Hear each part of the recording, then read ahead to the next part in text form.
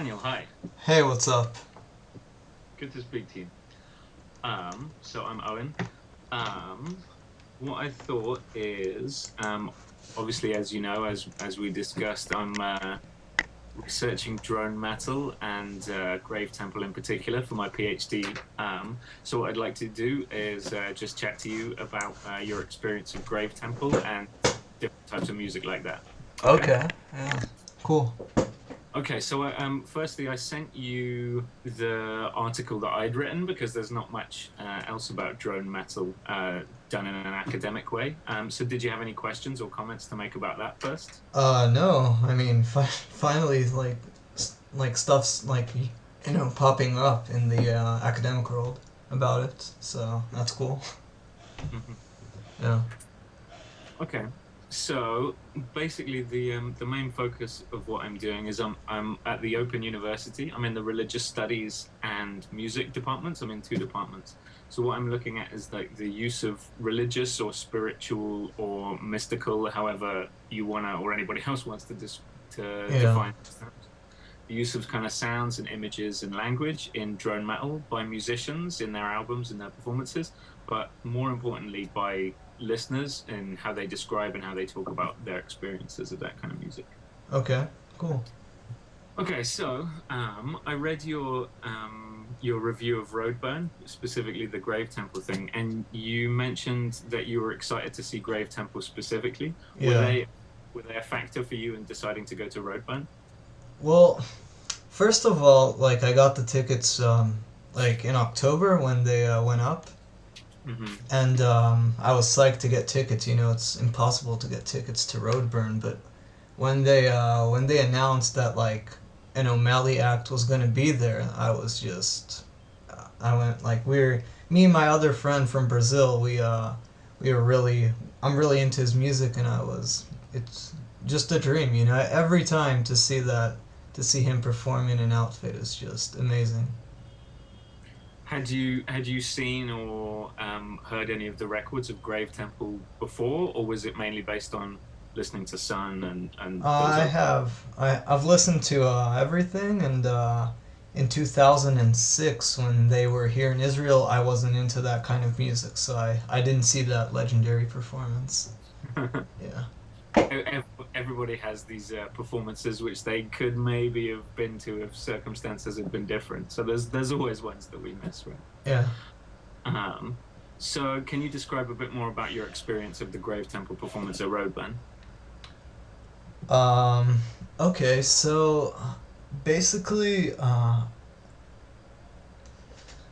it's hard to explain, you know, because it's such a mystical, whatever you want to call it, experience. But it was just I really liked the vocal parts with Attila and O'Malley and Ornam Barchi mixing. That's a new factor because mainly O'Malley doesn't do a lot of vocals with Sun and stuff like that, and it was perfect. Like the tones were great, and the drumming was good from Ambarchi. Um, yeah, everything was just perfect, relaxing in a way. Uh-huh. Yeah. So who did you watch the performance with? With my two, well, we were three people from Israel Hmm. and my good friend from Brazil, so we were kind of front row for that, and the rest of the Roadburn people. Uh-huh. Yeah. Did you do anything because you were quite excited to see Grave Temple? Did you do anything particularly to like prepare for watching the band that was maybe? Well, I mean, I listened to the records over and over because like the Sun discography I know it off by heart, and Burning Witch and Khanate and Thor's Hammer, all that stuff I know. So I listened to that stuff more, and I have to say it was the first time that I saw O'Malley when I was pretty stoned, because when I saw him the first time I was still in the army, and so I couldn't like smoke weed or anything. It didn't really make a that much of a difference because the music does all the job. I guess, yeah, that's about it. Yeah. Uh-huh. Did you talk about it with your friends afterwards, or with other people who were there? Yeah, of course. We all like a lot of people didn't like the performance because I don't know. A lot of people are used to Sun and they want that heavy drone, and that wasn't that heavy. Like a third of the show was just Attila talking and Ambarchi doing his stuff. But I loved it. Have you seen Sun before? Yeah, I have in 2012. Yeah, at Hellfest in France. Yeah, a lot of people I spoke to were saying that there was talking about how they had slightly different expectations or they liked it but a lot of people were saying that it was really different to a Sun performance. I've never seen Sun, so how was that and how is it different? It's different in a way. Sun Live and Sun Studio wise are two different entities. I mean, live it's more of a massage, because the tones are so low that you can't even hear them. So it's like somebody's trying to pickpocket you constantly. Like you're always shaking. Your legs are always shaking, and like I literally thought somebody was trying to pickpocket me, and I looked and nobody's behind me. It's just I'm just shaking, um, and it's kind of like a pre-Buddhist chant, just with amplifiers, because it's you go into this rhythm and you suddenly wake up after an hour. It was the fastest hour I've ever experienced in my life, even though it's the slowest music you can listen to, basically. Yeah. So how did and that was like completely different with Gravetemple, or were there some kind of Yeah, similar I elements? mean, the Gravetemple performance was good. I mean, in my opinion, O'Malley's guitar tone all is just perfection. Like all other guitarists strive for that tone, and it was good. But I always prefer Sun to that kind of stuff. I mean, I have no complaints whatsoever, but I prefer Sun. Okay, why do you prefer them? Um, let's see. Uh, I don't know. It's hard to explain because well, it depends. Like with Monoliths and Dimensions, that record, it kind of changed how I perceive music and everything. Basically, like I didn't get it at first in 2008 and or nine when it came out, and then I came home tired one day and I listened to it, and then it hasn't been off my vinyl player. So and in comparison to Gravetemple, it would be that it's more relaxing, and the like lyric wise, it has more meaning to me than Gravetemple. I'm fairly new to Gravetemple. I've been listening to it for like 2 years or something, but I just prefer it more. Hmm. Yeah.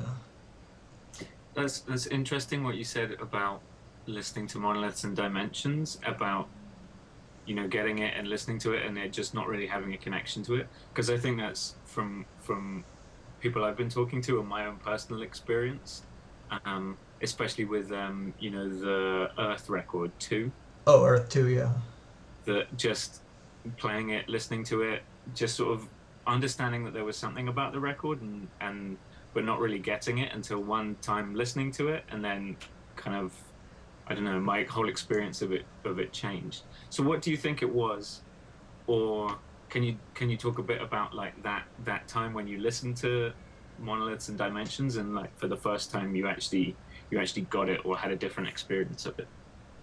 Um, well, let's see. I came from a totally different background of music before coming to Sun and Drone and that kind of stuff. Like, I grew up, like, fourth grade for me, I got a Dream Theater record from my cousin, and then I was into the whole progressive stuff, like Queensryche and, just guitar wankery.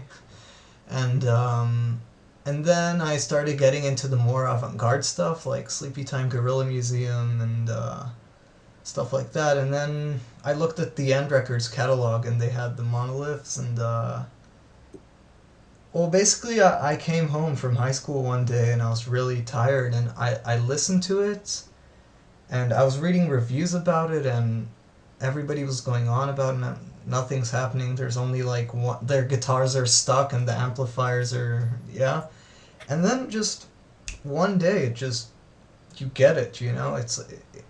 You can't really explain it, you know? It's like, I don't really know, like, but there is one thing that, first of all, the recording on that specific record with Randall Dunn, it's like Attila's in your face when you're listening to it, and it's just like the weight of the world on you when you listen to it, and I like that feeling. Yeah. Do you think after just having this experience of listening to a record and it suddenly being like a different experience, do you think that made it? Do you think that kind of opened a door to listening to other kinds of music? Oh yeah, yeah.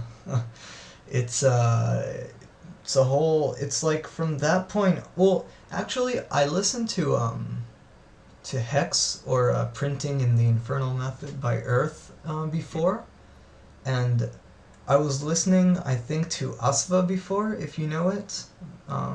It's the guy that his name's the Stuart. Stuart. He was with Sun in the beginning, and he's a bassist, and he has this record, this outfit called Asva, and it's Drone Doom. I was listening to that, but sorry, what was the question again? I'm trying to go back and. Did when you after you'd listened to that Monoliths and Dimensions and you kind of suddenly got it, did that open the door to listening to other kinds of music? Yeah. It's after I listened to that, I started like, Googling what drone is and that kind of stuff. So automatically you go back in the discography and you listen to all the records, and Earth. Yeah, Earth is just it's the best folk music in my opinion. Each record is like a different scenario for me. The Bees Made Honey is like a jungle, and Hex is a desert, and the new ones are like Asia. Everything has a different theme, so I got into that, and what other drone stuff? Where does that association come from with the different, like with the jungle and the desert? Where do you think? I think it's Dylan Carson's intention, basically, with each record to put you in a different location when you listen to it, basically. Even though there's no lyrics, the banjo, the guitar, the cowbell, everything speaks for itself. Does that happen with a lot of music, or do you think it's something quite specific to Earth and that kind of music? And if so, what is it about that music that allows that kind of, I guess, imagery to come up?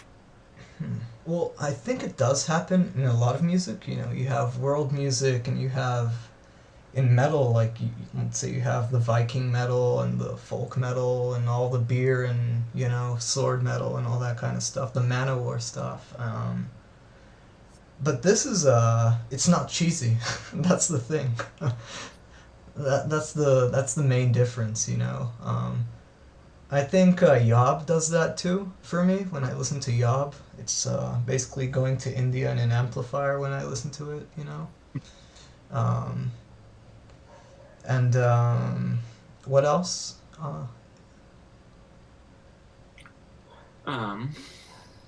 What else in the question? Maybe. I was just, is it anything specific about the music that kind of allows this like imaginary? Yeah. It's the way that the instrumentation basically. Like you listen to that first. The first sound on Hex, and it's like a cowbell ringing at a barn, and with that song Rayford, the Felon Wind, and the banjo and the Americana and the whole thing, and the wind and like the foxes and all those little stuff that he uses in between the riffs are what makes it what makes it imaginary. And like the cello on the newer ones, it gives it that Asian feel. And the cello, I don't think it's an Asian instrument, but it gives it that feel.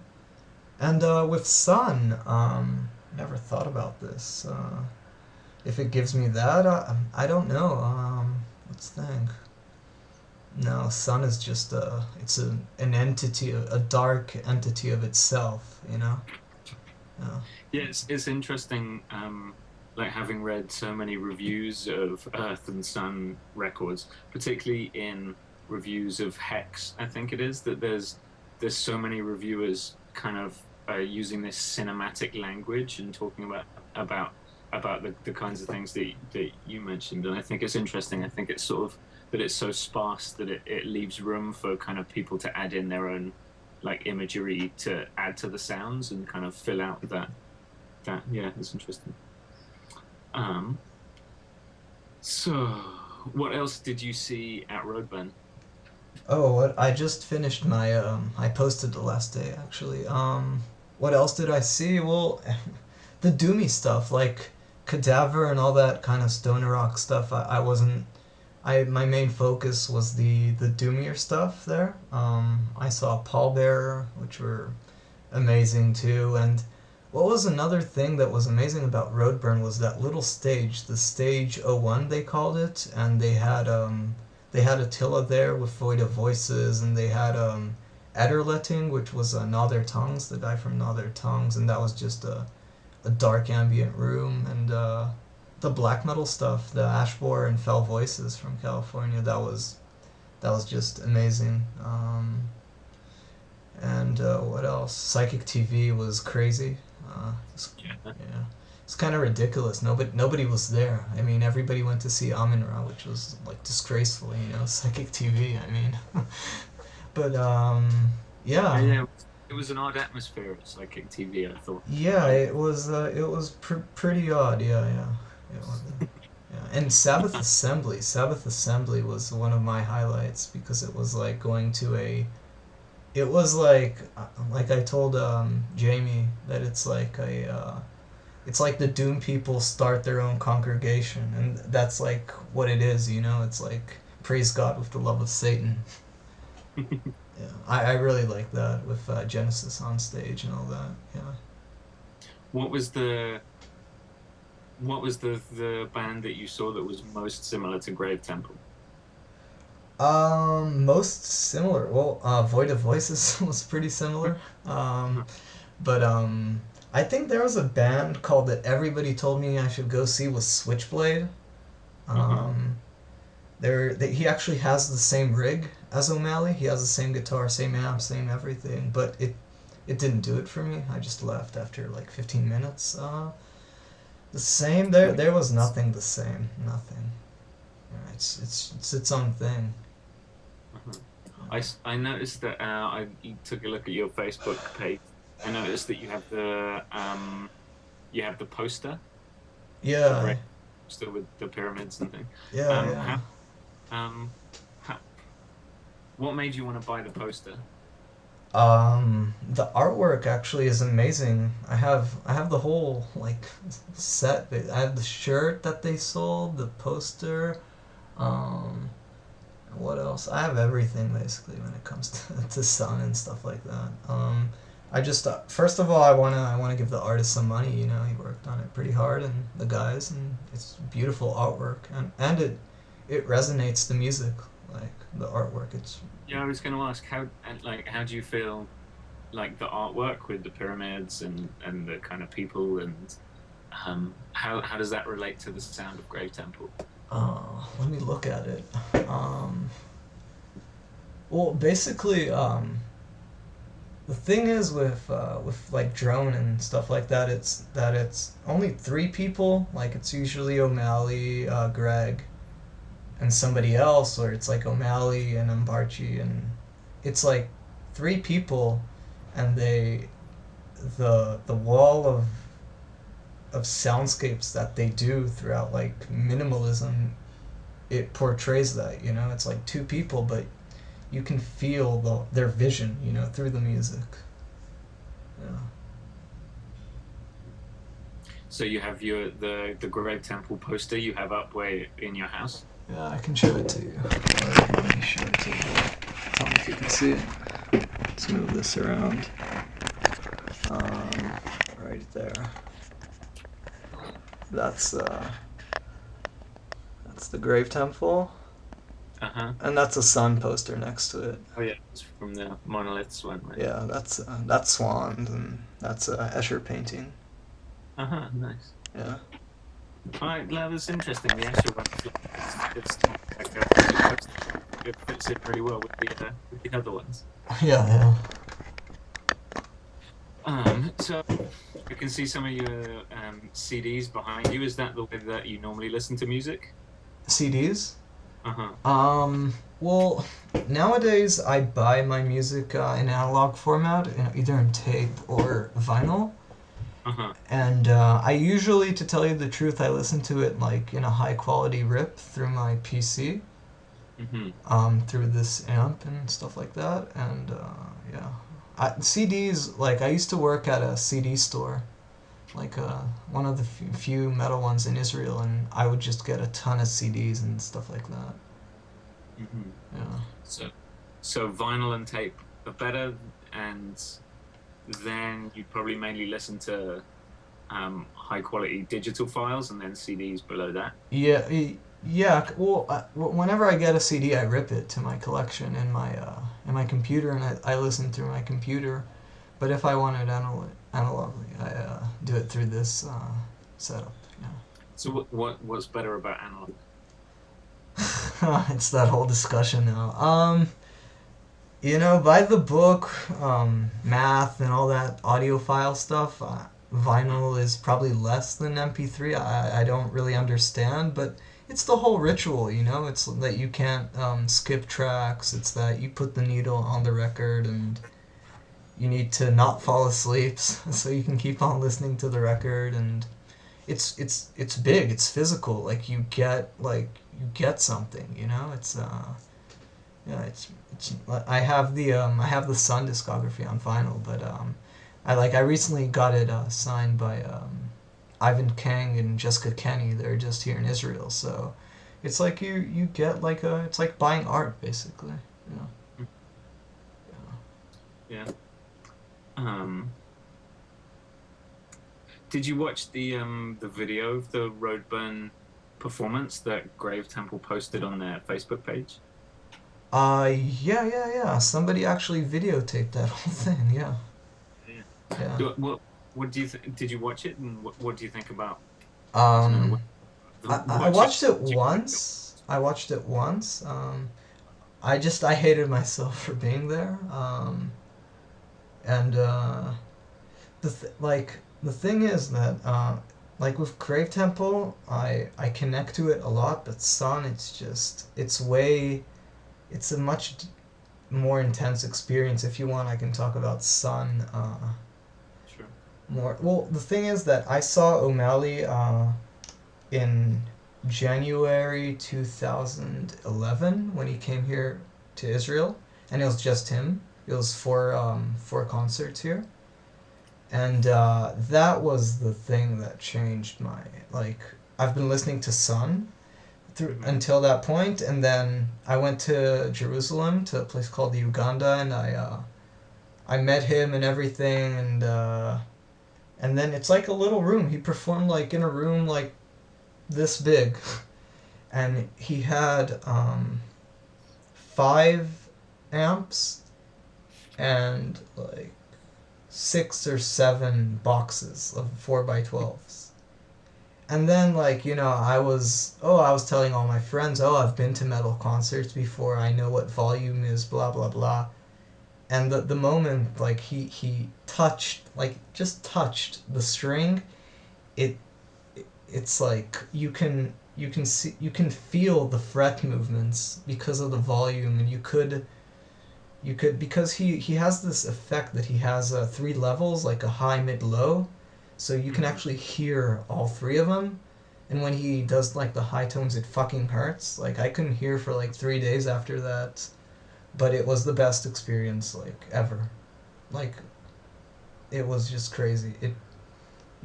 Your brain just releases stuff that you've never felt, and you just trance off. I don't know. and I wasn't stoned that time. I was still in the army. Yeah, it was just that specific thing was amazing. It was just it's surreal, you know. Mhm. Um, okay, so now maybe I want to talk a bit about kind of when you listen. Like you said that you have a lot of the Sun records, Yeah. and you have some of the Grave Temple stuff as well. Earth. Those are the kind of band. When I want to talk about kind of when you listen to the recordings. So can you talk about, I guess, when you listen to Drone, when's a good time? What do you do when you're listening to it? When do you not listen to Drone? When's it a bad time? Okay. Well, basically, like currently I'm in exam periods at the university, so I can't listen to music while I study. I tried it; it doesn't work for me, even though nothing happens in drone. Um, I just can't because I doze off. But I listen to drone when I do everything throughout my day. Like when I'm reading stuff online, when I'm when I wake up, I don't necessarily listen to drone. I listen to more doomier stuff, like Paul Bear stuff like that. And in the car, I don't listen to drone mainly. I listen to like doom stuff, grindcore, just driving music, and basically at night when I want to just relax, I listen to it. And an important thing is that if I feel bad, I'm depressed, or any of those kind of things, I don't really listen to music because music it's a good connotation for me. So it's not like, oh, I'm having a bad day, so I'll listen to Black One. No, it's not like that. Black One is a positive experience for me on some fucked up level. Uh, Yeah, so it's not like that I cope with my feelings with drone, nothing like that. Yeah. Yeah, I listen to it whenever, just not in the car, not during exams, like when I need to memorize and study. do you listen to it like on headphones when you're out walking around or travel? Um, let's think. Usually driving here in Israel, but like when I went to Hellfest and when I was commuting inside of Europe, I was in Europe for a month. Like after I got released from the army, yeah, I would listen to it in headphones and stuff like that. Yeah, Sure. yeah. Uh-huh. Um. So okay. Um. So I posted a survey about this, the Grave Temple performance. Maybe you saw that link. And it was interesting. A lot of the responses to that. Um, there were three. One of them said it was a ritual experience. One said a spiritual experience, and one said a mystical experience. And there were various other of those kinds of people using religious language in connection with experience to describe Grave Temple. Um, why do you think that is? What do you think it is that attracts that kind of language for people who want to describe their experience of a performance?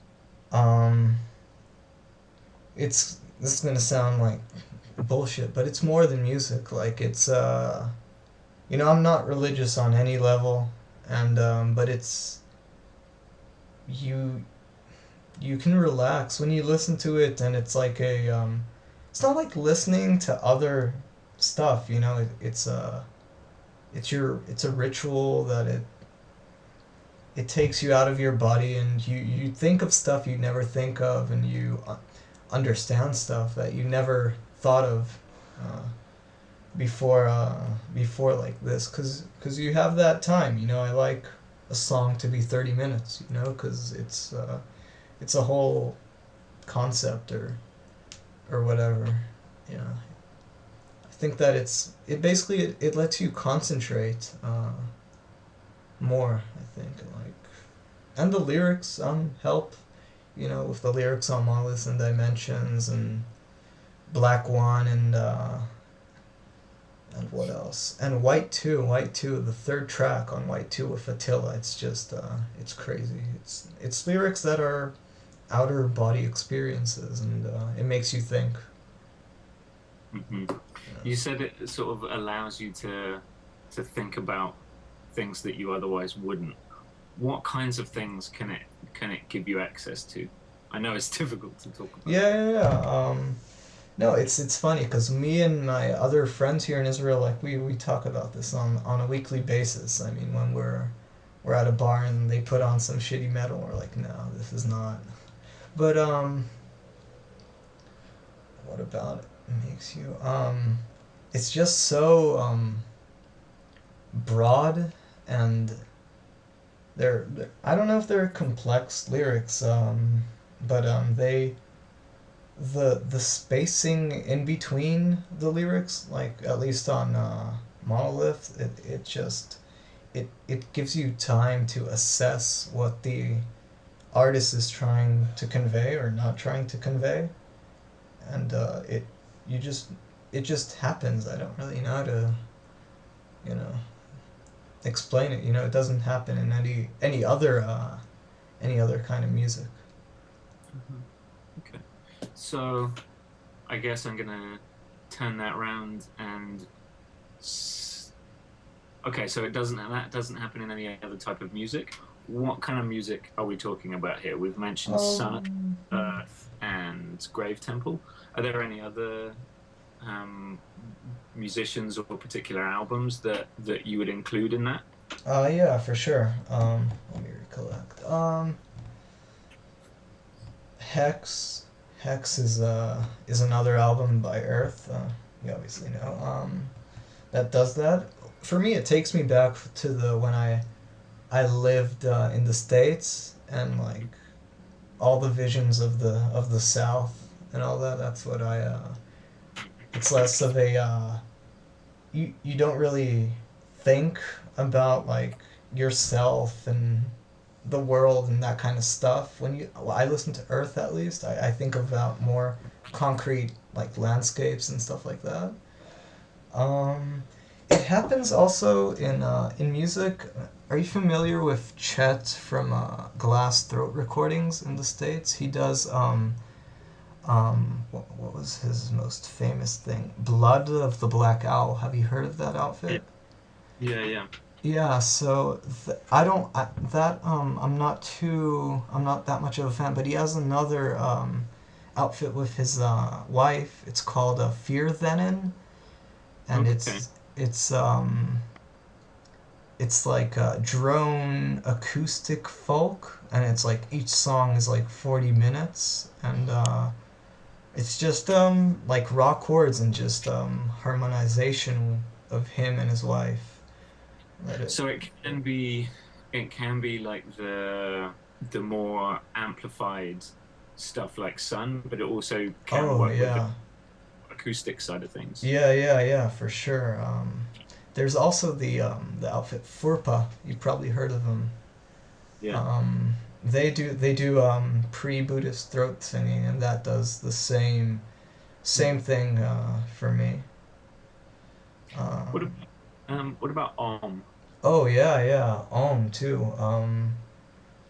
Yeah, for sure. That's yeah, it's a totally it's a more like it's a less heavier experience when you listen to Om, because you kind of flow with it. But Hmm. yeah, it's the same mindset.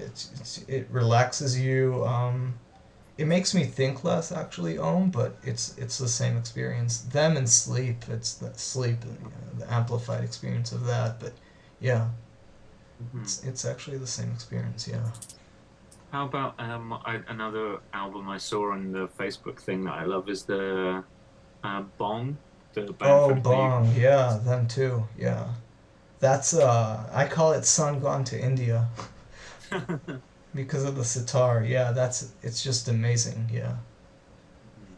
Yeah. Yeah, I feel like it's interesting with Bong that I think well maybe especially the Om and Bong are kind of the maybe two ends of the spectrum where there's other things going in with Om with its very explicit reference to different kind of types of religious practice, Sufism and Jerusalem and all of these different things. Yeah, all these places are in Israel actually. Like I yeah. And then Bong is a lot less sort of explicitly related, but like you said, it has this that kind of sonic element which kind of makes you think of India and things like that. Yeah. Yeah. Sitar does it, yeah. Another interesting thing is that I I actually I play the didgeridoo, Uh-huh. and I played the didgeridoo from it was like from ninth grade until the point that I finished high school, and I've never thought of it, but like I was into drone before I knew drone what drone was, Uh-huh. because that continuing reverberating tone of Hmm. the didgeridoo or a bass or a sitar or whatever it may be was something that like really attracted me. So yeah. And that's the common point in all of the music that we've been talking about. I think so. Yeah, that it's patience. That's like the main keyword, because you can't really listen to a to like the first track on Mollis and Dimensions and get to the point that Attila's talking and he's like the riddle of clouds. You need to do that whole path in order to fully experience it. It's not like any other metal or whatever drone music you want to call it. It's funny you say that, and I think that connects as well with how people like to listen to this music. Kind of, and that's why vinyl has a lot to do with it because it's like a commitment to a whole side or something like that. And so when I'm sort of when I'm talking about this kind of music to people who've never heard anything like it, it's really tempting to sort of just play a little bit and say, well, this is what it sounds like at 2 minutes, and this is what it sounds like at 7 minutes. But like at the same time, people want to hear what it sounds like, and so I can show people what it sounds like in snippets. But at the same time, that's also completely missing the point. Yeah, yeah. It's yeah. Um, so yeah, so some people that responded to my survey um, were talking about ritual experiences, spiritual experiences, but about some others, about half, said that they were indifferent, they were disappointed, they left after 15 minutes. Of Gravetemple? Yeah, why do you think that is, and why do you think there's such a kind of disparity between half the people who say it's like this religious Yeah. experience and half the people just like, yeah, didn't do anything for me? I didn't see this. Where did you put this survey up? I would have answered. I posted a link on the Gravetemple Facebook page. Oh, I okay. can. Yeah. Well, actually, my good friend, I'm not gonna name him, but he didn't like the performance, and he's a Mhm. big O'Malley fan. I don't know. I think it's people. The thing is with drone and there's like two sides to what O'Malley does. In my opinion, it's the more harsher stuff like Monoliths and Black One and White Two and all those harsher albums, and Attila where they're harsh, but he had Ornam Barchi in there, and I think that it changed like the whole like vision of the music maybe, but it didn't change. That's the vision. He's part of Gravetemple, but it's different to Sun and stuff like that.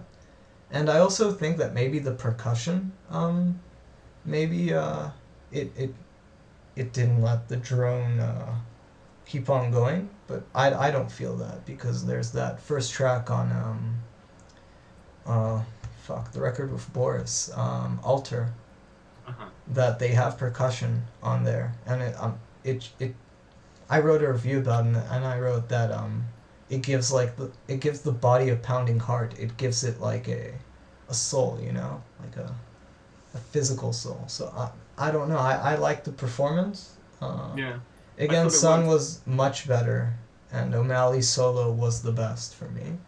Uh, Uh-huh. but it was a good performance, yeah. What did it like talking about the drums? I think it worked quite well. having the build up and then having the drums in Yeah. the same Oh, way. you went to Roadburn. Yeah. Yeah. Well, basically, I ended up picking Gravetemple to do a little kind of pilot study to test out my methodologies for the main field work that I'm kind of going to more shows and things. Basically, because they turned up at just the right time. So I went to, um, they had their European tour, which was 5 dates. Yeah. So the Roadburn was the last one, and I also went to the first two performances, which were in London. So it was basically they just turned up at just the right time, so I could go to three out of the Yeah. five performances. Yeah. So yeah, it was interesting, and I thought it worked really well with adding that the drums in at the end, and then what did you think of the gong at the end? Um, it was it was very it was very interesting. I liked it. To be 100%, I don't remember it as vividly. Uh-huh.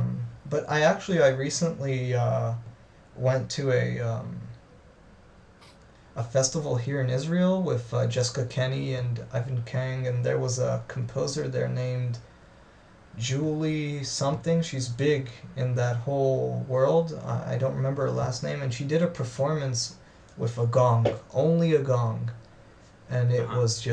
it was surreal because it was drone and it's through percussion. Like she knew the physicality of it and she controlled it. So it was like I compared it to listening to KTL. Uh-huh. Yeah.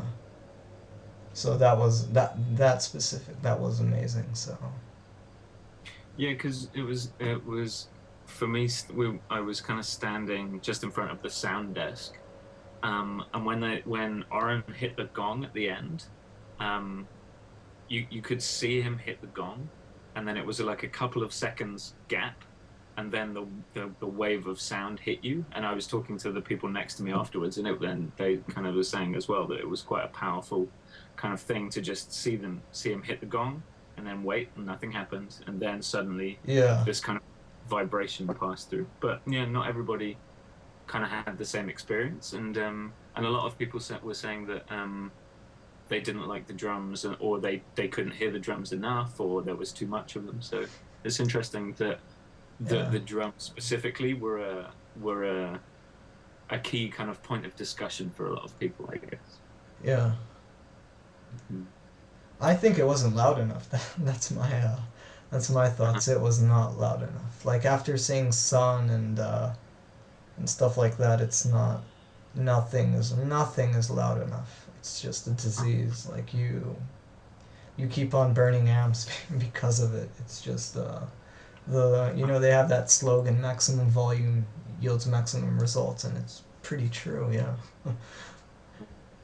So maybe that was partly why some people might have been a bit disappointed if they were hoping Yeah. for that fix of something that loud. Yeah. Um, okay, so I have like you said you don't have any particular religious affiliation. So I have quite a general question.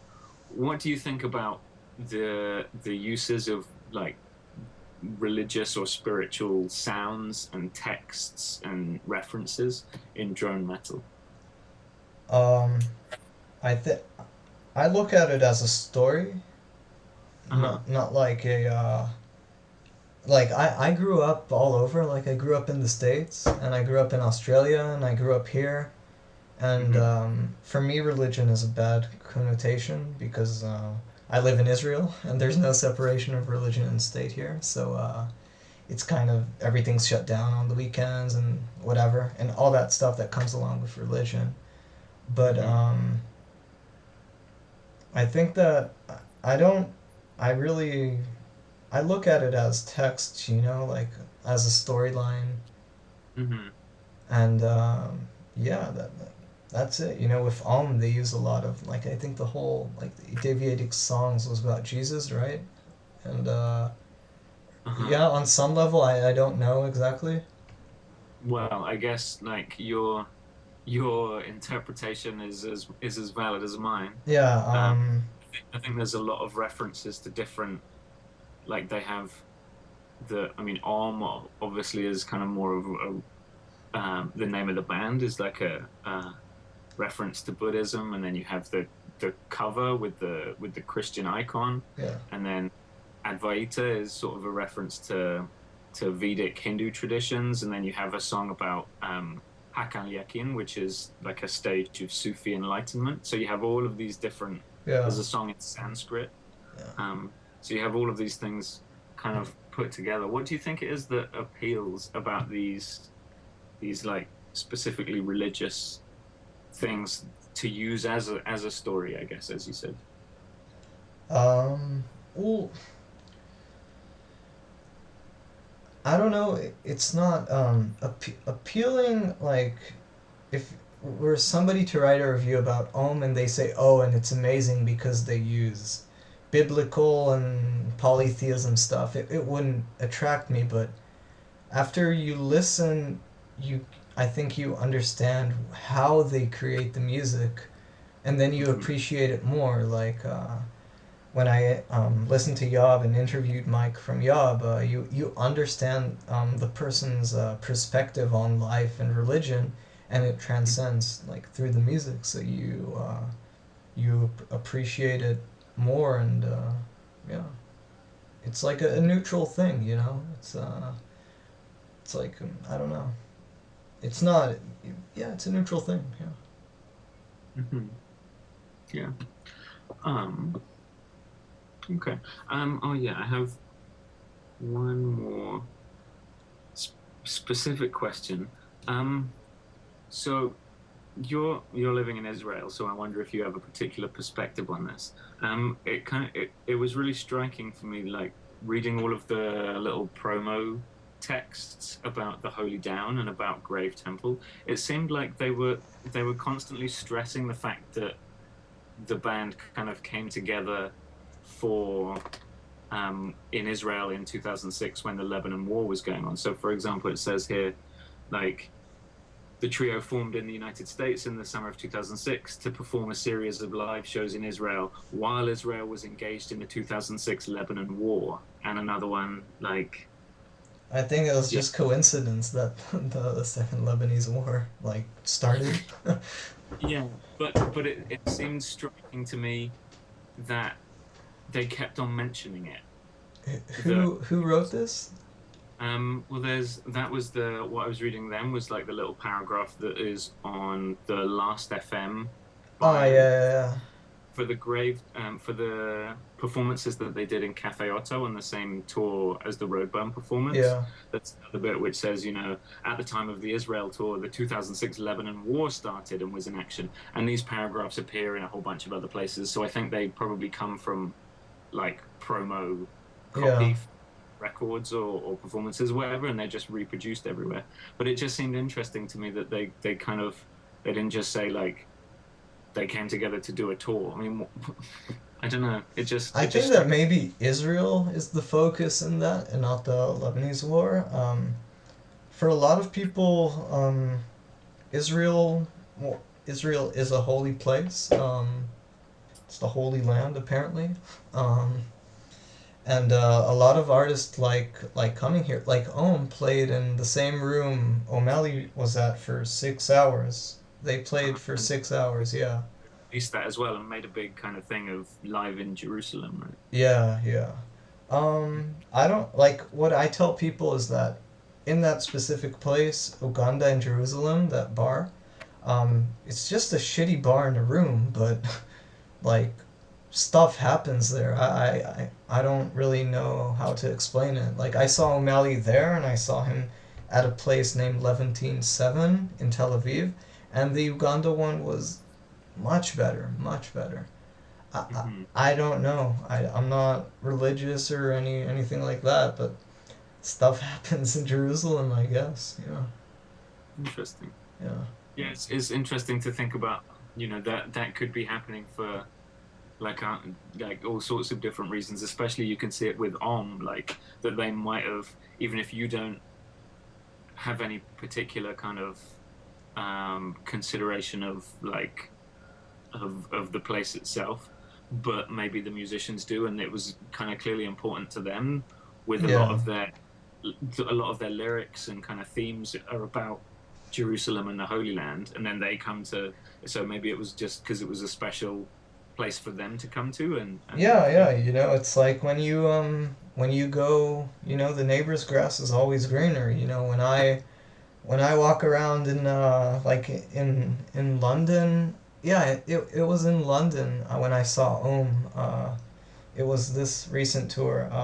It was pretty crazy for me, and like people in the UK, oh, we've seen them 10 times and we've seen them these guys 7 times and we've seen them and them and them and them, but for me to go over there and like to see that whole community, of doom and drone, like you see people with like sun neurosis and ohm t-shirts, like you would never see that here in Israel. Like you would, there's like 50 to 100 people in our community, but like London, it was just surreal, when you get to Roadburn too and everybody's like wearing sleep and like that kind of corrupted and all that kind of stuff. It's just surreal. So I think it's maybe the location, like, and the population that's there that makes it like so good. Hmm. Like, and actually, the drummer from Om Emil, he was like, "Oh, you've been to that place," and people actually approached me, because I told them, "Oh, I'm from Israel," and they're like, "Oh, have you been to the Uganda?" And I'm like, "Yeah, I've been there." It's like for me, it's just another bar here, but like people, there's a name in the Doom community. Yeah, some people, oh, we want to get there. Like, come on over, yeah, Yeah, interesting. yeah. Okay, great. Thanks a lot. That's all the questions that I had. Yeah, Do you thanks. have anything else you want to add, or any questions you want to ask me?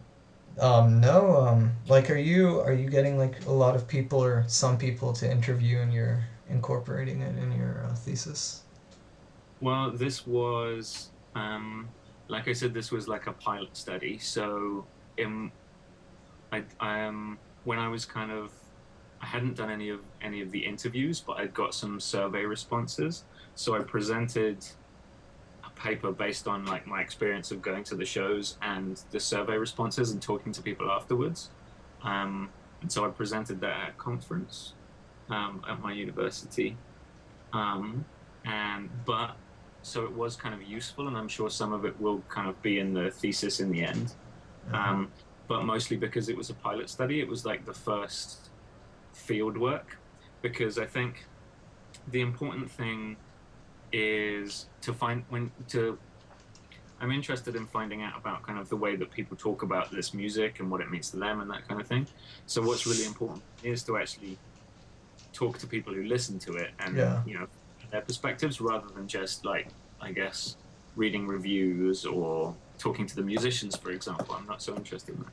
So basically the pilot study was a way that I could test out and see how I was going to actually be able to do that, so doing the survey and thing. So I haven't done this is the fourth interview from the survey. Okay. Uh, Cool. so I haven't done many, but basically it was kind of a test run. So next time around, I'm going to the um, Nazarene shows. The Yeah. KG. KG With Hino. Yeah. Yeah. um, so um, I'm going to two of those shows in a couple of weeks, and a couple of shows by Bong. Yeah. Um, so I'm going to do the same kind of thing there, but maybe just be a bit quicker at posting the survey and be a bit better at kind of introducing myself and talking to people and that kind of stuff. So hopefully, yeah, just to get a Yeah. few more responses. But at the end of the day, like I know that there's not like the most enormous population to start with, so Oh yeah. yeah, talk Yeah. to as many as I can. Yeah. But like Nazaroni isn't really drone. It's different. Yeah. Yeah, yeah, definitely. So I'm kind of gonna use that as a sort of counterpoint to kind of compare to because I guess what's interesting to me is the way that people talk about the music and how they respond to the kind of religious or spiritual or those kinds of like um, Yeah. references. And so it's interesting I guess it's important to say if people are saying this is, if people are talking about a Gravetemple performance as a mystical experience, I want to find out if people are saying the same things about this other type of music, or whether it's something specific to the drone kind of stuff. And so Yeah. that's another reason why bong will be also quite a good comparison, Yeah, because that's like like the middle of both those things. Yeah. yeah, and they're not making nearly as much kind of explicit reference by singing in Sanskrit or Yeah.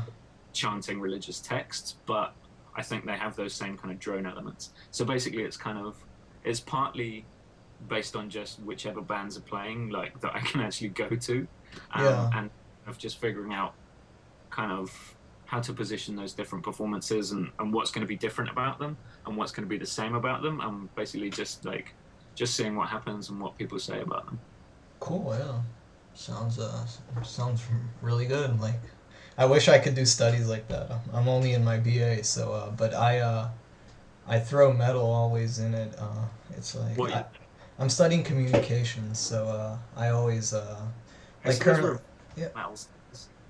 Yeah. I kind of bash like the news and everything like that of portrayals of metalheads and that kind of stuff.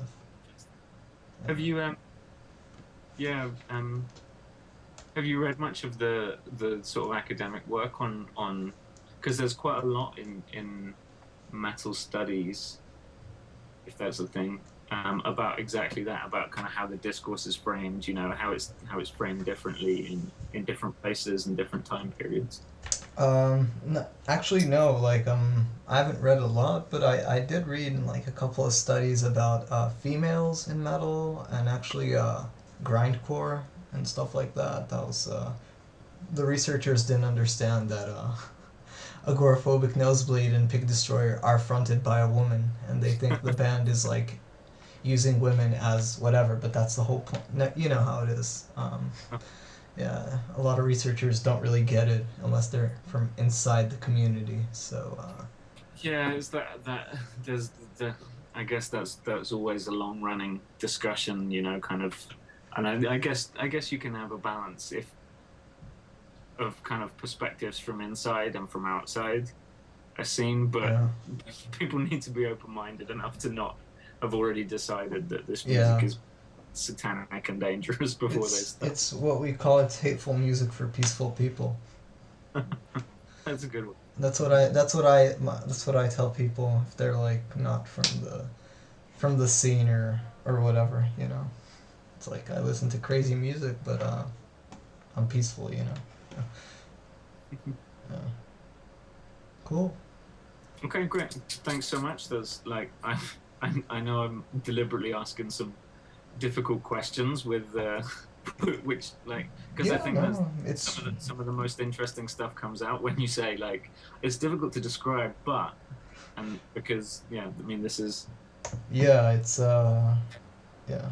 I actually wrote a review about the sound performance in France, and I started it off when I walked into Notre Dame in Paris before I got to the festival. uh-huh.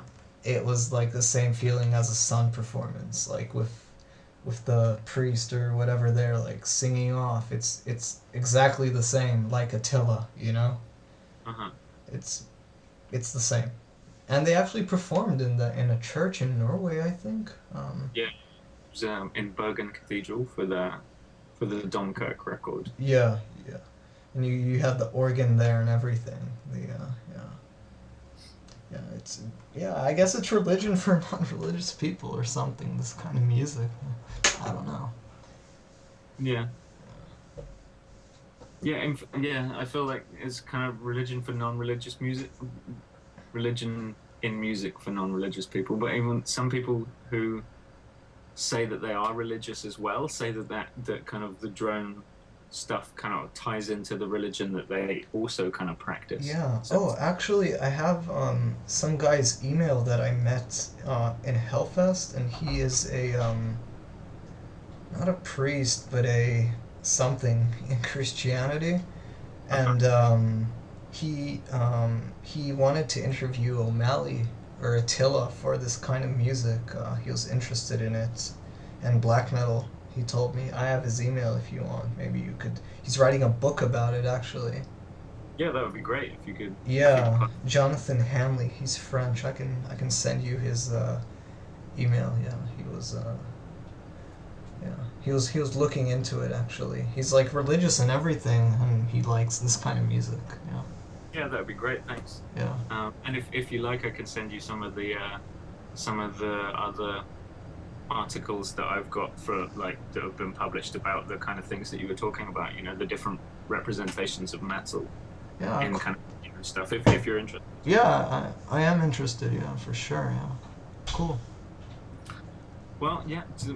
Thanks again. It's been Cool. really Yeah. useful. I'll probably see you at Roadburn then. Hopefully, yeah. If we both win the ticket dash. Yeah, yeah. That's a stressful moment. Yeah.